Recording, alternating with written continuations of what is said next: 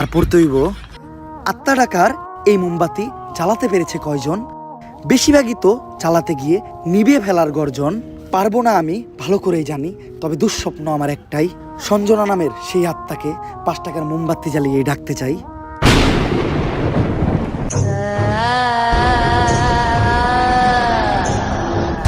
ওই দেখ তো কোন আত্মা টাত্মা আইছে নাকি?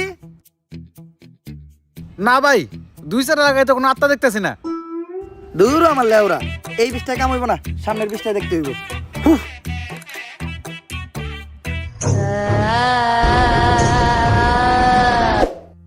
অশুভ আত্মা ডাকতে গেলে একটা লাশ লাগবে, তাও আবার মাথা ছেঁচা। এখন মাথা ছেঁচা লাশ কই পাই? লাশ তো মর্গে পাওয়া যাইবো, কিন্তু একটা লাশের তো অনেক দাম, মিনিমাম 70-80 হাজার টাকা। 70-80 হাজার টাকা তো জিন্দা মানুষেরই দাম নাই, বাদ দে, লাশ লাগবো না। কিন্তু লাশ ছাড়া আবার আত্মা ডাক মুইবা কেমনে?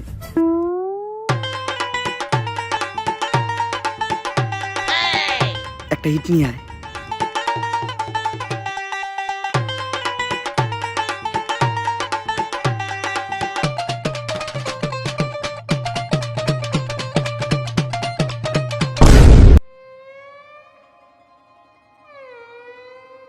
কপাল ভালো আমি কানা আসলাম না, নাহলে আপনি আজকে আমার লগে এই কামটা করতেন।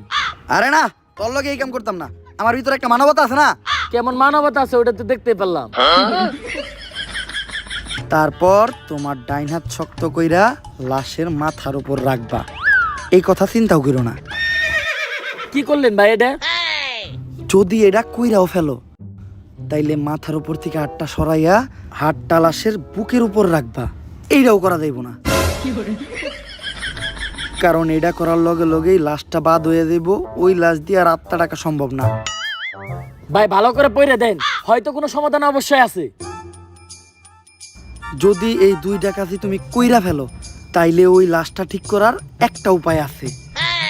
একটা উপায় আছে রে, বাচ্চি। এইটা মনের ভুলেও পাইব না। আমার ল্যারের বই এটা আমার ল্যার। এই বই দিয়ে আমি ভূতই ডাকবো না, আমার নিজের ভিতর যে জ্ঞান আছে ওই জ্ঞান দিয়ে এবার আমি আত্মা ডাকার চেষ্টা করবো। ভাই আপনার ভিতরে কি আসলে কোনো আত্মা টাকার জ্ঞান আছে? হন, আমার ভিতর যখন থেকে আত্মা ডাকার জ্ঞান আছে, তখন থেকে তোর পাখিও খারায় না।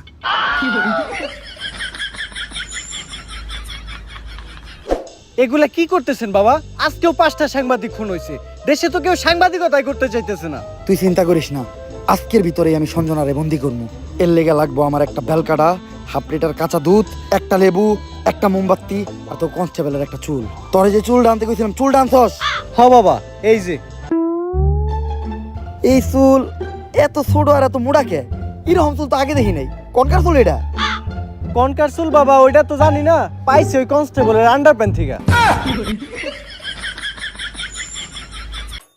চলবো, কালকের ভিতরই সঞ্জনা আমার হাতের মুঠোয়। বাট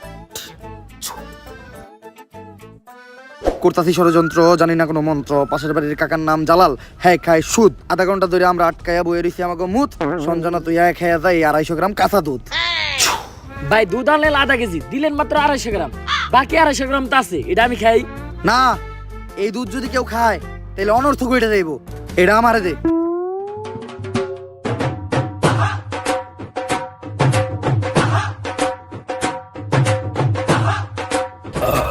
ভাই আপনি না কইলেন এই দুধ কেউ খাইলে অনর্থ করে যাইব গা, তাহলে আপনি খেলেন কে? আরে আমি তো খাই নাই, পান করছি। সবকিছুই রেডি আছে, এখন খালি এই কাঁচা দুধের ভিতর তাজা রক্ত দিতে হইব। দে তোর 8টা দে, 8 টাকাইটা কয়েক ফোঁটা রক্ত দুধের ভিতর ফালাই। আমি দিমু কে? আপনার ভালো লাগলে আপনি দেন। আরে রক্ত তো আমি দিতাম, কিন্তু আমার রক্তের গ্রুপের লগে সঞ্জয়ের রক্তের গ্রুপ মিলে না।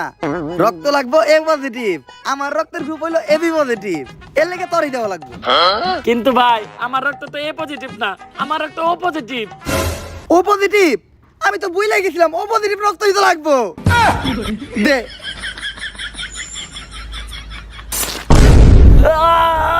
ভাই আপনারা কেন এরকম আদের মধ্যে আপনি কই থেকে পাইছেন? আরে এই বুদ্ধি আমার নিজের মাথার থেকে আইছে, এই ধরনের বুদ্ধি আমার মাথায় ভরপুর। আমার লগে ভন্ডামি করেন না, সত্য করে কোন আপনি? ইউটিউবের থেকে দেখছি, সব কাজই সম্পূর্ণ। এখন আমি সঞ্জনার এডাইকা লেবুর ভিতর আর আত্মাটারে বন্দি করবো। বাট যন্তর মন্তর সব কাপজাপ বন্ধ কর, ঝামেলা সব বাদ দিয়ে এই লেবুর ভিতর আইয়া বান কর। যদি এটা না করস সঞ্জনা তোর নানিরে খালি কর।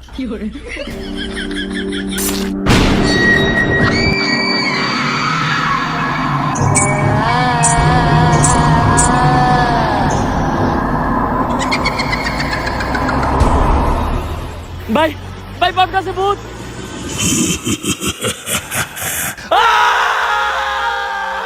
ভয় পাইস না, ততক্ষণ পর্যন্ত আমরা এই সার্কেলের ভিতর আছি আর এই মোম জ্বলতেছে, ততক্ষণ পর্যন্ত সঞ্জনা আমাকে কিছু করতে পারবো না। কিন্তু ভাই মোমবাতি তো ফুরাই যাইতেছে, এখন কি হইব? মোমবাতি ফুরাই গেলে বুঝবি আমরাও ফুরাই যাবো। তোরা আমার কামে ডিস্টার্ব করলি কে? সঞ্জনা, তুমি খালি হলুদ সাংবাদিক করে মারতেছো কে? মিডিয়া হলো এদেশে সব থেকে বড় শক্তি, কিন্তু হলুদ সাংবাদিকেরা মিডিয়ার একটা মজা বানায় রাখছে। এদেশে ছোট ছোট বাচ্চারা ধর্ষণ হয়, খুন হয়, এগুলো নিয়ে কোনো নিউজ হয় না। কিন্তু পাকিস্তান থেকে কোন নায়িকা বাংলাদেশে আয়া বাদ মারলো, পরে মানে কি ড্রেস পরলো, কে ভাত বেচলো, কে কেক বেচলো, এগুলো নিয়ে হাজার হাজার নিউজ হয়। আর আমি যখন ধর্ষণ হই, এটা নিয়েও কোনো নিউজ হয় নাই। শেষ পর্যন্ত আমার মরতে হইলো।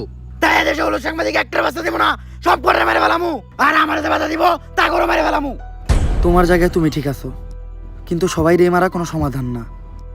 হলুদ সাংবাদিকদের যন্ত্রণা এই দেশের প্রত্যেকটা মানুষেরই সহ্য করতে হয়। আসলে আমাদের পরিবর্তন হতে হবে, আমাদের প্রতিবাদ করতে হবে। আমরাই পারি এই দেশ থেকে হলুদ সাংবাদিক নিরাময় করতে। কিন্তু আমি থাকতে তোমাকে আর একটাও জান নিতে দিব না। পারলে টাকা। ভাই এটা কি কইলেন? এখন আমাকে কি হইব? আরে তুই চিন্তা করস কে? যতক্ষণ পর্যন্ত এই মোম জ্বলতেছে ততক্ষণ পর্যন্ত সঞ্জনা আমাকে কিছু করতে পারবো না। আচ্ছা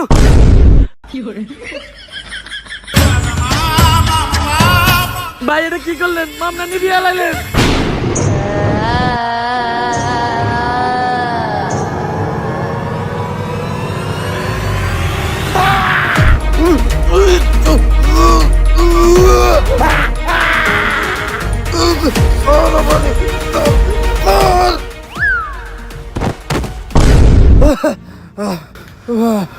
পুতুলটা পড়ার লগে লগে সঞ্জনা পড়ে গেল, তার মানে কি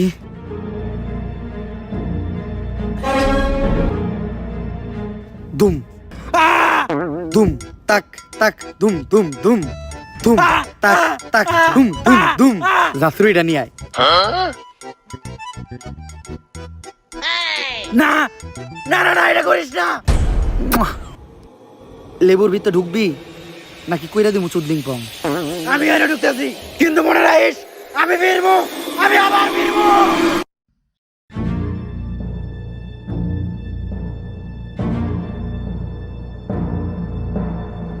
এসপি, সঞ্জনার এই লেবুর ভিতর বন্দি করে লাইছি, আর লেবুটা এই ব্যাগের ভিতর।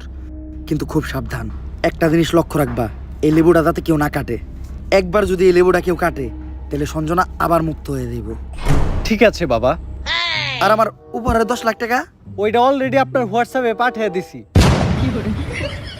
হোয়াটসঅ্যাপে?